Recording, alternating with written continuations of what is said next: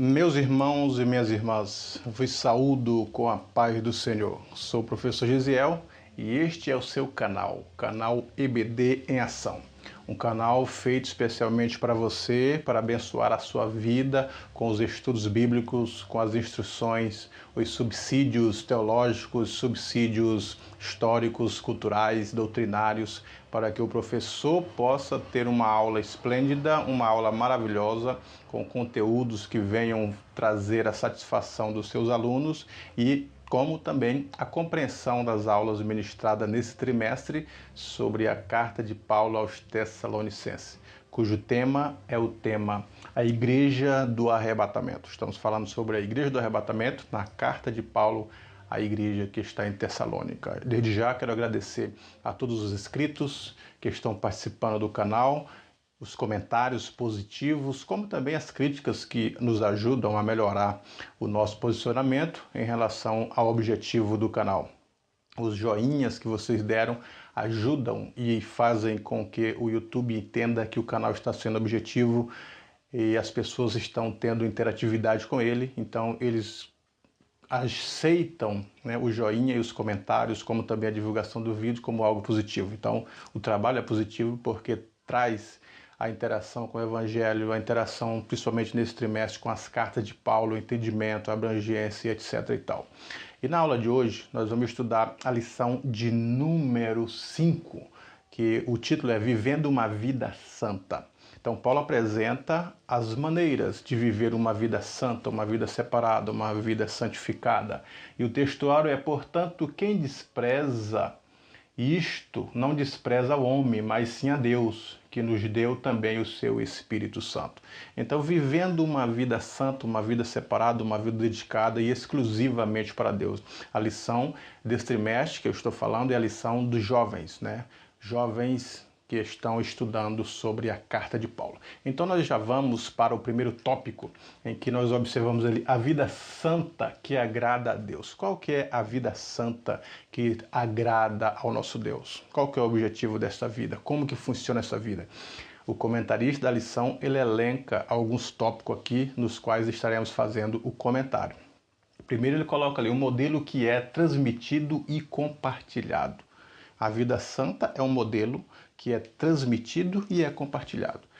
Então, a evangelização, ela abrange exatamente isso. Quando nós adquirimos as bênçãos de Deus, a nossa salvação e os dons espirituais e vivemos uma vida santa, uma vida plena, uma vida de felicidade, esta vida deve ser compartilhada. Muitas pessoas na atualidade vivem em busca de felicidade, vivem em busca da paz, vivem com sede na alma para preencher o vazio existencial. Por que não compartilhar a nossa vida com essas pessoas que vivem em busca de suas realizações espirituais?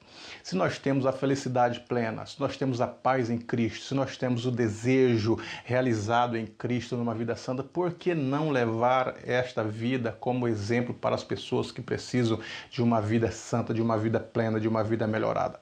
Portanto, vamos compartilhar essa vida santa. Em outro detalhe que Paulo mostra, essa vida santa, essa vida santificada, separada, é uma vida simples. O evangelho em si é um evangelho simples. Os homens é quem complicam o evangelho. A porta ela é estreita, o caminho é simples, é o amor, é a entrega, é a graça, é o perdão de Cristo para a nossa salvação. Agora, os homens que colocam diversos adjetivos para que a gente possa alcançar a salvação, são os homens quem complicam. Eu estava lendo sobre as doutrinas bíblicas e o comentarista do livro que eu estava lendo dizia o seguinte, que as doutrinas mais simples são a da salvação. Cristo, ele se revela para o ser humano, se mostra para o ser humano. Ele é quem busca o homem, se revela para o homem, abre o entendimento, derrama graça para que o homem possa compreender o seu amor.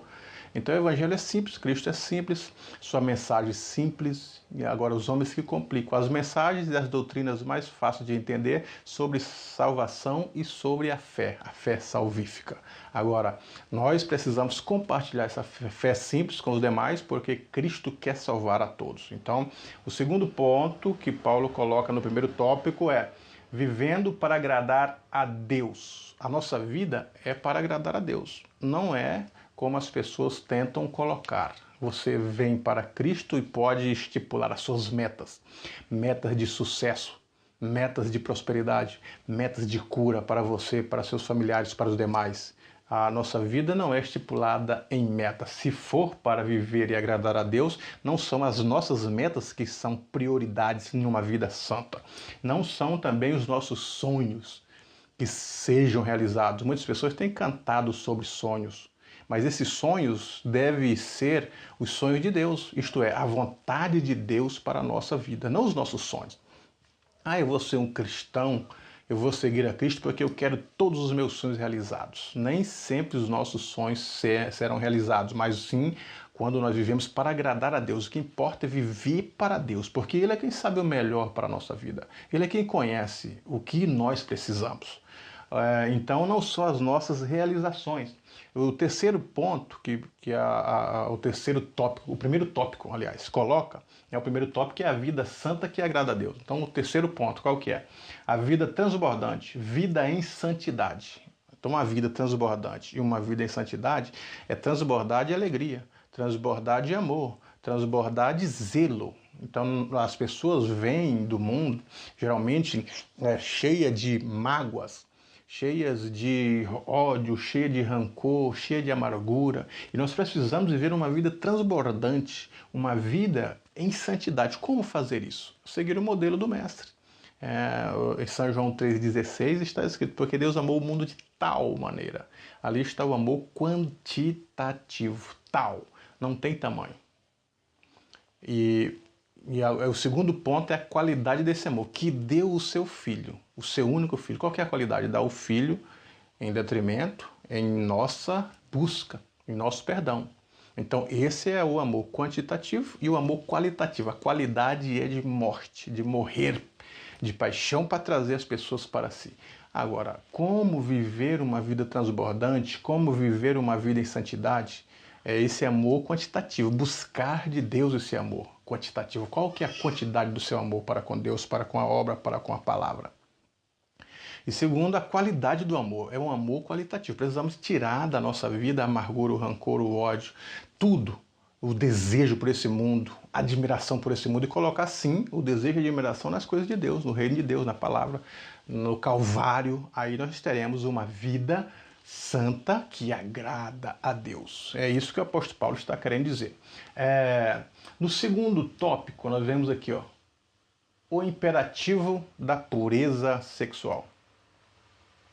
É o segundo tópico. Eu coloquei terceiro aqui, mas é o segundo tópico. O imperativo da pureza sexual. Qual que é o imperativo da pureza sexual? Primeiro, a santificação como vontade de Deus. Santificação como vontade de Deus. É o imperativo da pureza. Vamos colocar esse primeiro ponto. Se separar dos desejos do mundo. A gente tem que bloquear esses desejos da carne. Como que bloqueamos os desejos da carne? Principalmente as questões da sexualidade. Vivendo em espírito. Buscando o Espírito de Deus. Rogando as nossas orações para o Espírito Santo de Deus. Para a juventude, eu recomendo um livro que li há alguns anos, Em Seus Passos, O que Faria Jesus? E o autor ele diz assim, se eu entro em algum ambiente, primeiro ponto ele perguntaria, Cristo entraria comigo? Cristo entraria nesse ambiente? Se eu frequento um grupo de pessoas, Cristo frequentaria comigo? Se você tiver essa resposta positivamente sim, significa que você pode entrar nesse ambiente. Cristo ouviria certos tipos de músicas. Cristo faria amizade com certos tipos de pessoas.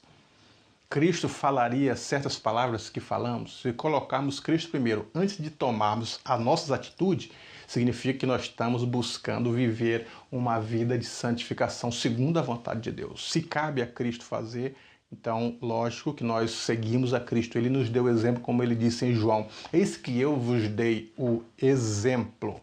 E o segundo ponto é santificação que se exige de solteiros e casados. Qual que é a santificação que exigimos de solteiros e casados? Aí temos solteiro, a Bíblia diz assim que o solteiro procura agradar a Deus, quer dizer, e o casado procura agradar o seu cônjuge, seu marido procura agradar a esposa, se é a esposa procura agradar o marido. Então, nesse aspecto, o solteiro ele tem um ponto positivo.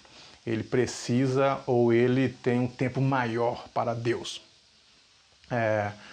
Quando o solteiro tem um tempo maior para Deus, ele pode fazer uma dedicação exclusiva, quer dizer, tem o seu tempo voltado para Deus. E as coisas secundárias, elas são colocadas em segundo plano, como é o nome, as coisas secundárias.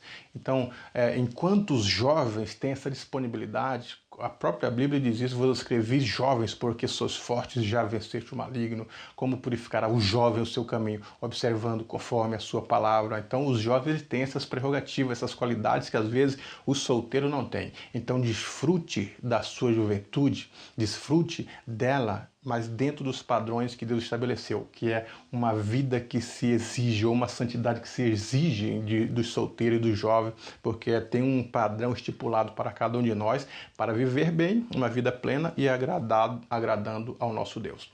Em terceiro lugar, vivendo num nível diferente de espiritualidade, diferentes em padrões morais. Então, qual que é o padrão moral da sociedade? O padrão da moral da sociedade, que eu não chamo moral, é imoral, é o amor livre.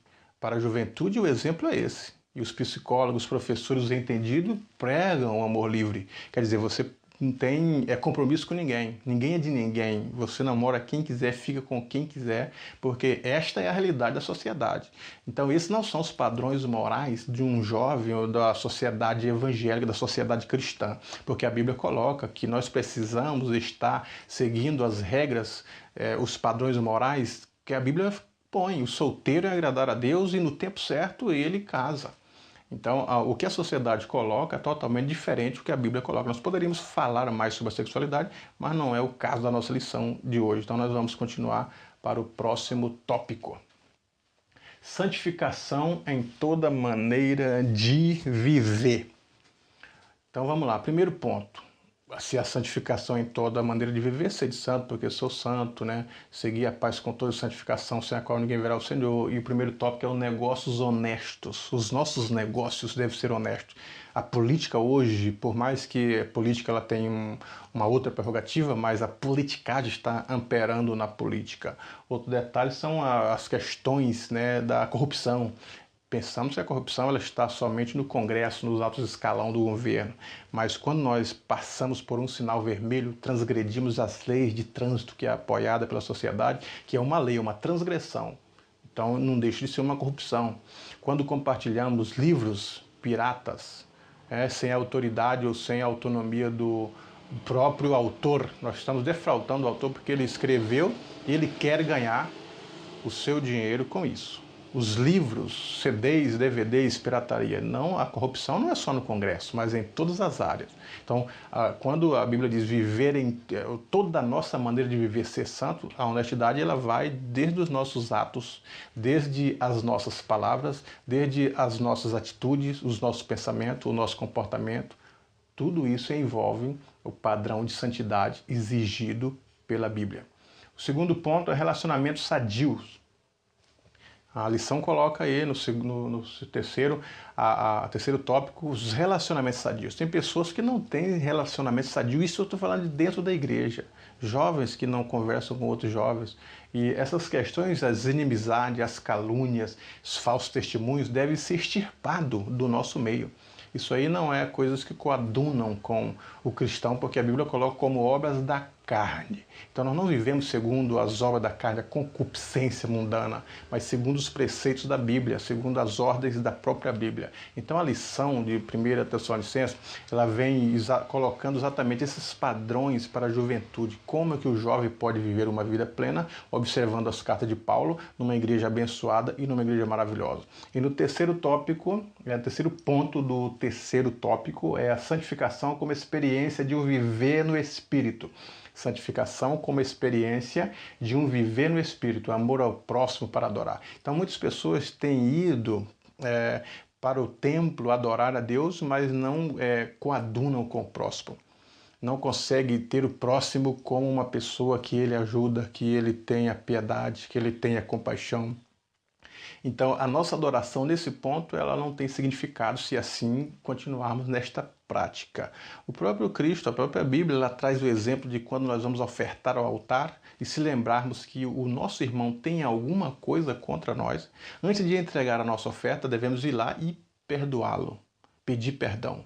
Não é eu que tenho uma razão e ele que deve vir a mim, mas eu que devo procurar a ele, independente das razões. Para quê? Para que a pureza da oferta, seja ela a oferta de adoração, a oferta de louvor, ela seja recebida diante do altar de Deus.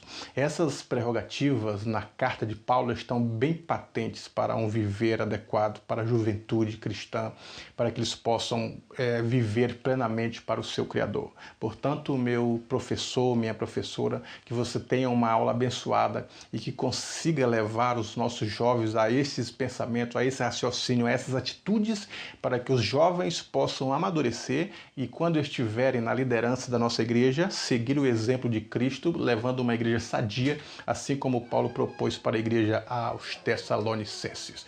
Boa aula para você, professor, professora. Os que quiserem entrar nas mídias, estava aqui o meu canal. Agradeço a você que se inscreveu.